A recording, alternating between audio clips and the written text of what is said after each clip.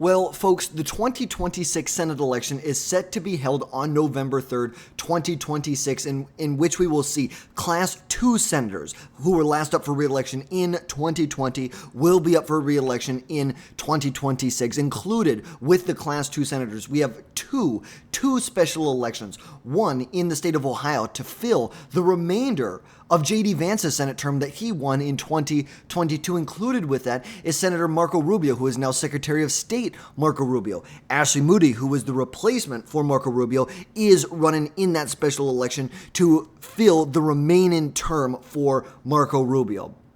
Now, in this election, we will see a fierce battle between the Republican Party and the Democrat Party, and right now it is fair to say that the Democrat Party is clearly at a structural disadvantage going into this election. But today, we are going to be looking at the best case scenario for the Republican Party going into 2026. So we're going to start by filling out our election map. First, we're going to start off with the safe seats for the Republican Party and the Democrat Party.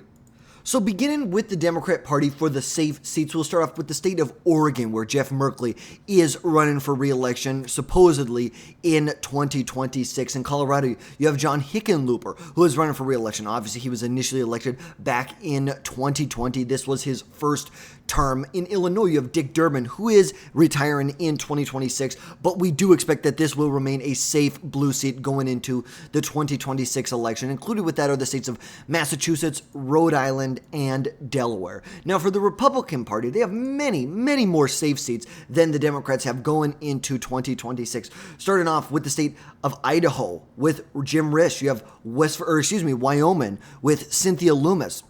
Included with a lot of others, you have South Dakota, Oklahoma, Arkansas, Louisiana, Mississippi. You have Bill Cassidy in Louisiana, obviously, potentially could be primaried from the right. In Alabama, a state that we believe will stay a safe Republican seat, obviously, this voted back in 2020 for Tommy Tuberville by 20 percentage points. It voted for President Trump in the most recent election by 30 percentage points. Now, Tommy Tuberville is retiring. He is going to run for governor, the open gubernatorial election in Alabama, but we do expect that his replacement will remain a safe Republican seat. In Tennessee, you have Marsha Blackburn, who is doing the same thing, leaving the Senate to run for governor. In Kentucky, you have Mitch McConnell, who is not running for re-election. We will see who ends up replacing Mitch McConnell. Obviously, this is a seat that McConnell has held for years now. You have to go all the way back, I believe, into the 80s. From when he was initially first elected. 1984, McConnell won this election by roughly a half of a percentage point. Fast forward, really almost 40 years at this point. He's been in the Senate more than 40 years at this point. This went to McConnell by 20 points back in 2020. We have no doubt that his replacement we know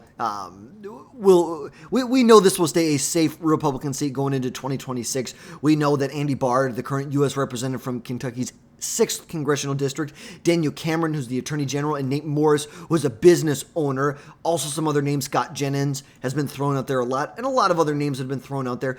I expect either Andy Barr or Daniel Cameron to get the nomination. There are some big Republicans like Charlie Kirk, who is throwing their support behind people like Nate Morris. Also, Indiana Senator Jim Banks and newly elected Bernie Moreno from the state of Ohio has endorsed Nate Morris in this election. And the last state in here is the state of West Virginia. That will be up for re-election. This was won by Shelley Moore Capito back in 2020 by roughly 43 points. We are not very concerned that we're not very concerned for the Republican Party in this state. Now moving on to the likely seats for both the Democrat and the Republican Party. You have Montana. We believe this will stay a likely seat for the Republican Party. Remember, this was won by Steve Daines back in 2020 by roughly 10 percentage points in that election. The Republican Party in the state of Kansas, where you have Roger Marshall, who is up for re-election. We believe this will stay as a likely Republican seat going into 2020. Included with that is the state of Texas, where you have John Cornyn, who is up for re-election. Now, depending on who gets the nomination, this could move to a lean seat. It may stay likely, but we know that in Texas right now, John Cornyn, who is running for re-election, is currently being primaried, challenged from the right, from his own attorney general from the state of Texas, in Ken Paxton. Ken Paxton is the longtime Attorney General of the state of Texas, and he is running in this primary to defeat John Cornyn and to be a more MAGA-friendly senator in the Senate for President Donald Trump. Now, as of right now, we know that neither Ted Cruz nor two Republican congressmen from the state of Texas, and obviously most notably President Donald Trump, who is not endorsed in this election as of right now. Right now, Cornyn has a big $6 million cash on hand as of the end of the second quarter, while Ken Paxton has roughly $2.5 million cash on hand. But now we know Ken Paxton has led in almost every single poll after poll. Ken Paxton is leading. I don't think John Cornyn has led in a single poll since the first one was taken back in July of 2022. Now on the Democrat side, Colin Allred is the biggest named Democrat. Obviously, he ran in 2024, lost a pretty brutal election to Ted Cruz by roughly 8 points, but still, he performed better than the top of the ticket did. Harris got 42% in that election at the same time when Allred got 44. He ran ahead of the top of the ticket, which is, good for him. We kind of expected it, but at the end of the day, good for him. We do expect that this will stay in the Republican category regardless of what happens. Now, a big name that has really been a rise in name recently, right here, James, and I don't even know how to say his last name if I'm being 100% honest with you, Tellerico, James Del Tellerico. He is a state representative from Texas. Most recently went on the Joe Rogan show, obviously tried to make his case for a lot of different things. And, for me, as someone who is very much center-right, his ideas fell flat on their face, if we're being honest. Do I think he's a well-spoken... he's a well-spoken guy. We've seen that time and time again. Even people who maybe politically I strongly disagree with, well-spoken people, there's just something about him. The same thing with Buttigieg. I don't agree with him, but he's a well-spoken guy at the end of the day, and you can't really, there's something to that. But ultimately, his name has been thrown out there as he potentially has inquired about what ad rates are for televised advertisements in the Senate race for the 2026 senatorial election, but we'll see exactly what happens. We believe this will stay in the Republican category regardless. If Paxton is at the top of the ticket, this could move to a lean seat, but for now, we are leaving this as a likely Republican seat going into the 2026 election. Now, included in that, Lindsey Graham is running for re-election in South Carolina and actually recently, just 2 days ago, received President Donald Trump's endorsement in the 2026 Republican primary for the Senate election in South Carolina. Now, Florida, this is one of the special elections that we have here, where we will see Senator Ashley Moody running in this special election in 2026 to fill the remainder of Marco Rubio's term. Obviously, she will have to run again in 2028.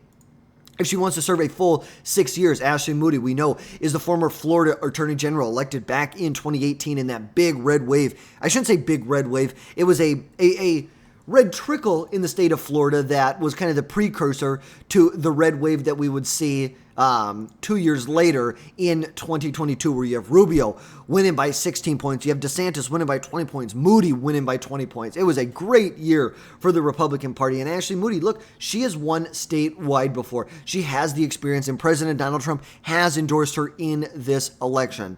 Now, included is the second special election, where we will see John Husted running in this election to fill the remainder of J.D. Vance's term. Obviously, just like Ashley Moody, he will have to run again in 2028. And I believe as of right now, John Husted has been endorsed by President Donald Trump, and the Ohio Republican Party roughly has $2.6 million cash on hand. And his biggest potential contender is Sherrod Brown. Now, apparently, Sherrod Brown, there have been some big news surrounding Sherrod Brown, basically stating that he has been interviewing campaign managers recently. A piece out from Axios about a week ago saying that Brown has been interviewing campaign managers for the Ohio Senate race, not the governor's race. Now, we know there is also a gubernatorial election that is occurring in 2026, where Mike DeWine, the incumbent governor, is term limited. And right now it appears like Vivek Ramaswamy will be the Republican nominee in 2026.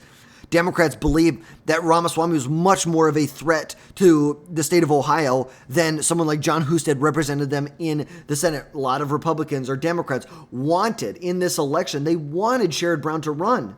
They wanted him to run. But as of right now, they have Amy Acton, who basically was the lady who advised Mike DeWine during the COVID-19 pandemic. Now, as of right now, I believe this will stay in Republican control. J.D. Vance won this back in 22 by roughly, I believe, 6 percentage points.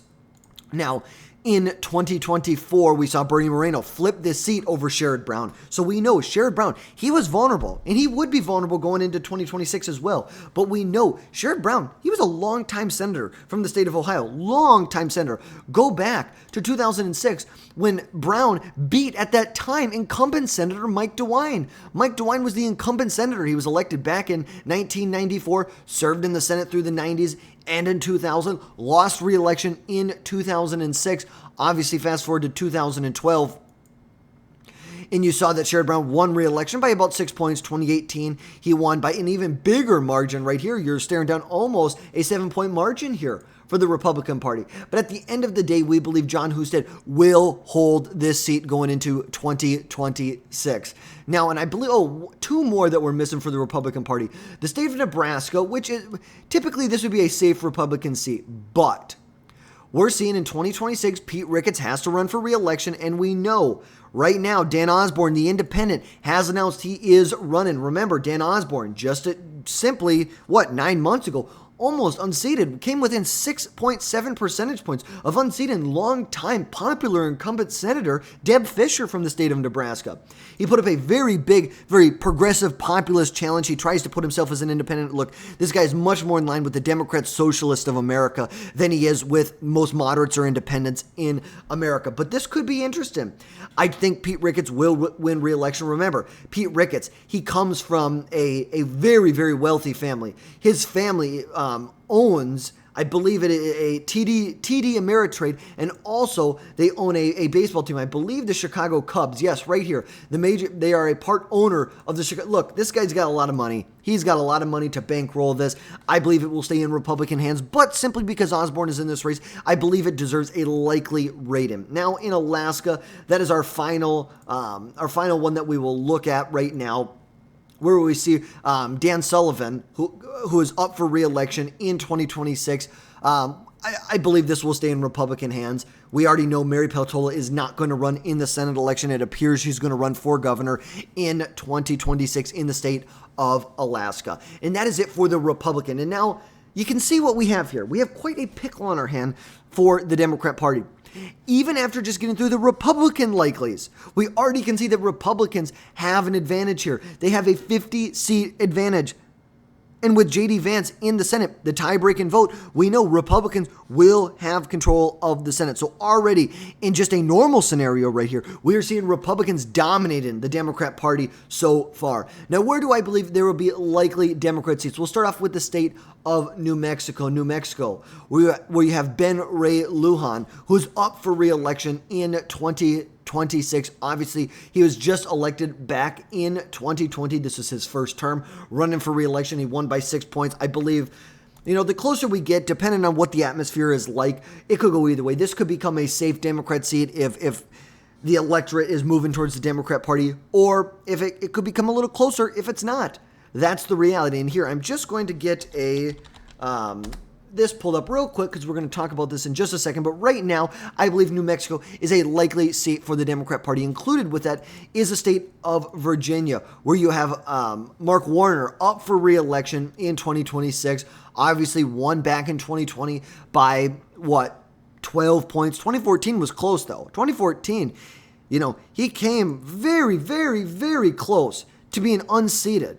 It's like they came within 20,000 votes of being unseated back in 2014, but I believe this will stay in Democrat hands going into 2026. Included in that is going to be the state of New Jersey with Cory Booker. I believe he will win re-election, even though I think the gubernatorial election in 25 is going to be a lot closer.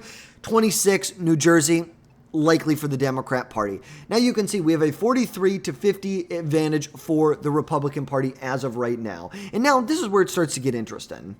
Because now we are basically left with some toss-up seats, some lean seats, and we're just going to have to see exactly how this plays out. Now, in the state of Minnesota, we're going to do the lean seats. This is a lean seat for the Democrat Party. Tina Smith, the incumbent senator, is not running for re-election in 26. It appears either Congresswoman Angie Craig or the Lieutenant Governor of Minnesota right now will be the nominee for the Democrat Party. We can just take a look at that real quick. Obviously, Tina Smith won by about 5 percentage points back in 2020. So either Angie Craig or Peggy Flanagan will be the nominee. On the Republican side, you have a number of people here. You have a retired U.S. Navy officer and nominee for Minnesota's 2nd or 3rd congressional district, actually the congressional district that represents me, who is running in 2026. He is going to face off against 2024 Republican nominee for Senate Royce White and former Navy SEAL Adam Schwarzy. Let's put it this way. If the Republican Party wants to look, Royce White, he got Minnesota closer than it ever has been against Klobuchar in recent memory. But at the end of the day, there's too many liabilities. This is a lean Democrat state. At the end of the day, if you're looking at a partisan voting index, I don't know what it is. I'd assume it's a 3, 4, 5, 6, 7 point spread for the Democrat Party. Look, I think the Republican Party has a lot of issues in the state of Minnesota. I do. And I think nominating either Adam Schwarzy or Tom Wheeler will be the best opportunity for them. I don't think Royce White would be the best going into 2026, but we're going to see exactly what happens. But I believe this will be a lean seat for the Democrat Party. Included with that is the lean seat of New Hampshire, where Shaheen Shaheen is not running for re-election in 2026. It appears Chris Pappas will be the nominee for the Democrat Party. He most likely will face off against Dan Brown. Dan Brown, God, what am I high right now? Scott Brown, who's the former ambassador to New Zealand. He's a former senator from Massachusetts and the nominee for the seat for the Republican Party in 2014, where he narrowly lost to Shaheen Shaheen back in 2014, came within 3 percentage points of unseating the powerhouse of Jeanne Shaheen in that seat. Now, Democrats, I believe, have a structural advantage here. Republicans did not get their best nominee here, who would have either been Kelly Ayotte or Chris Sununu. Probably Chris Sununu would have been the best, but ultimately, as of right now, this is the Scott Brown will be the best for the Republican Party. Now, this leaves us with we have 2 more Republican lean seats to fill in, and that'll be the state of Iowa and the state of Maine. And beginning with the state of Iowa, you have Joni Ernst, who will most likely run for re-election. The White House is privately urging her to run for re-election. They don't believe that this will be good. They feel like they could risk the seat if Joni Ernst is not up for re-election. But now we know she has not officially announced, though, that she's running for re-election. She hasn't at this point. She has not declared. She even pushed back a lot of her summer fundraising to the fall. But you can see right here clearly she still has $3.4 million cash on hand. And clearly Republicans say, we want to give Joni Ernst another shot, especially with the backing of President Trump. We are not concerned. But the Democrats, the reason this is a lean seat is Democrats have some big names in this race. Nathan Sage, a big name, and J.D. Scholten. Remember, J.D. Scholten came within about 2 or 3 percentage points of flipping a congressional district in Iowa back in 2018.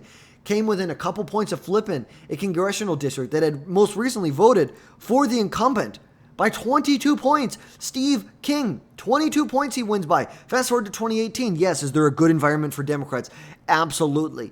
Scholten comes within 3 points of winning this election. Obviously, that gives J.D. Scholten a big boost in this election. But at the end of the day, I'm assuming Joni Ernst will run for re-election and that Republicans will win in this state. And now the state of Maine. Obviously, this is the big one. The big one. Maine.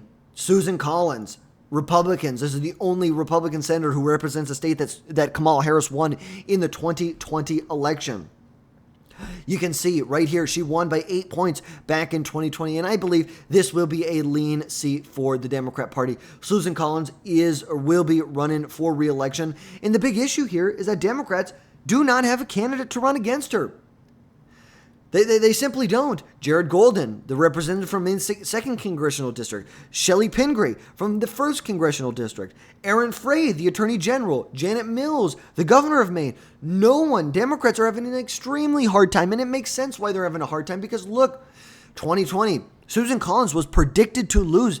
Most people thought she would lose in 2020. She won by 8 points.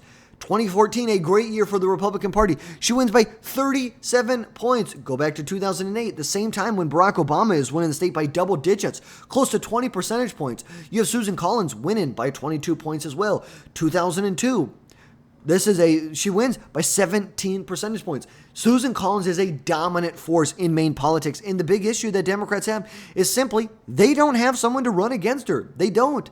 They do not. And that leaves us with the 3 toss-ups as of right now. Now, if you've been following our channel, you know that right now I have North Carolina listed as a tilt, the ever so slightest advantage for the Democrat Party, simply because name recognition is lower for Michael Whately. Tom Tillis is not running for re-election. Roy Cooper has a lot bigger fundraising apparatus in the state, and simply name recognition is much better. Plus, you add in the current political environment for 2026, I believe Democrats have the slightest upper hand here. Now, what is the best case scenario for the Republican Party? Now, a lot of things have not gone their way so far. The best case scenario would have been that Chris Sununu runs in the state of New Hampshire. That would have been the best. The best case scenario in Minnesota is that they nominate Peggy Flanagan, the far left radical lieutenant governor in the state of Minnesota. There's a lot of things that we can look at. But let's start off in the state of North Carolina. In North Carolina in 2020, remember, this is Tom Tillis' seat, not running for re-election.